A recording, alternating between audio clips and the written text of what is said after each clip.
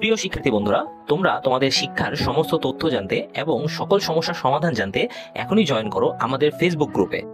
Facebook গ্রুপের link দেওয়া আছে ডিসক্রিপশন বক্সে। স্বাগতম সবাইকে ওয়াইস পয়েন্ট একাডেমিতে। আজকে আমরা ষষ্ঠ শ্রেণীর ডিজিটাল প্রযুক্তি বিষয়ের ষষ্ঠ অধ্যায়ের সেশন নাম্বার 5 নিয়ে আলোচনা করব।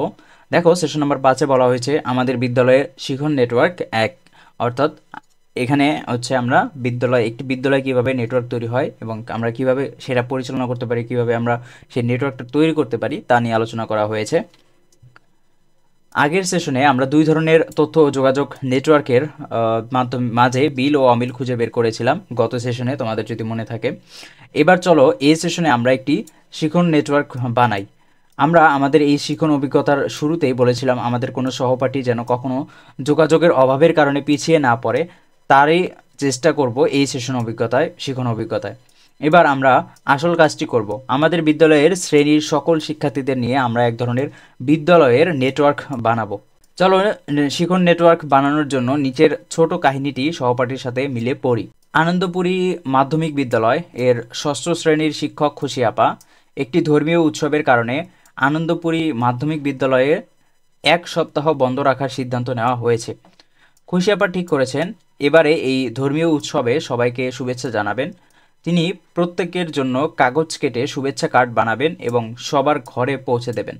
তাই তিনি বিদ্যালয় বন্ধ হওয়ার আগেই বিদ্যালয়ের মালি করিম কাকাকে বললেন যে বিদ্যালয়ের দক্ষিণ দিকে আসা মার্কেটের দোকানের মনিরের সাথে কথা বলে রাখতে, যেন যে শিক্ষার্থীদের বাড়ি বিদ্যালয়ের দক্ষিণে তারা যাতে মনিরের দোকান থেকে তাদের কার্ড নিয়ে যেতে পারে।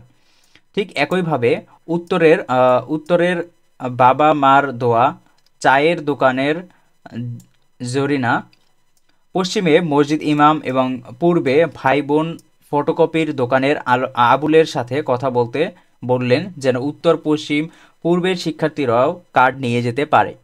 ঠিক অনেকটা এরকম, যে ধরো যে পাঠাচ্ছে খুশি আপা, তিনি কি বললেন, মালির সাথে কথা বললেন এবং উনি কি করলো, কয়েকটা চারদিকের 4টি আলাদা আলাদা মাধ্যমকে নিজের কার্ডগুলো দিয়ে দিল এবং সেই আলাদা আলাদা মাধ্যমগুলো থেকে আমরা কি করব, শিক্ষার্থীরা নিজেরা নিজেদের কার্ড নিয়ে আসবে। তো এইখানে হচ্ছে এই জায়গায় দেখো একজন প্রেরক আছে, একজন রাউটারের কাজ করতেছে, আরেকজন সার্ভারের কাজ করতেছে এবং সেই সার্ভার থেকে আমরা কি করতেছি, আমরা নিতেছি বা আমরা একটা সরাসরিভাবে সুবিধা নিতেছি।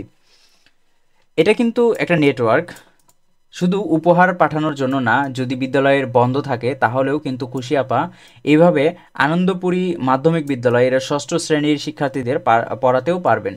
খুশি আপা পড়া বা কাজ বুঝিয়ে দেবেন একটা কাগজে, তারপর করিম কাকা সেগুলো নির্ধারিত জায়গায় দেবেন। শিক্ষার্থীরা নিজে এসে বা শিক্ষার্থীদের বাবা মা এসে পড়া গুছিয়ে লেখার কাগজটি নিয়ে যেতে পারেন। একইভাবে শিক্ষার্থীরা তাদের কাজ করে নিজে বাবা মায়ের সহায়তায় নির্ধারিত জায়গায় দিয়ে আসতে পারেন এবং করিম কাকা একদিন গিয়ে নির্দিষ্ট জায়গা থেকে শিক্ষার্থীদের বাড়ির কাজ নিয়ে আসতে পারেন। এবারে আমরা আমাদের নন ডিজিটাল নেটওয়ার্ক বানাবো। আমাদের ডিজিটাল প্রযুক্তি বিষয়ের শিক্ষক মাঝে খুশি আপার জায়গায় বসবেন। আমাদের আরও একজন ঠিক করতে হবে করিম কাকার মতো এবং 4টি জায়গা বা প্রয়োজনের তারও বেশি জায়গা নির্ধারণ করতে হবে যেখান থেকে আমরা আমাদের প্রয়োজনীয় তথ্য বা শিক্ষকের কাছ থেকে নির্দেশ পাব।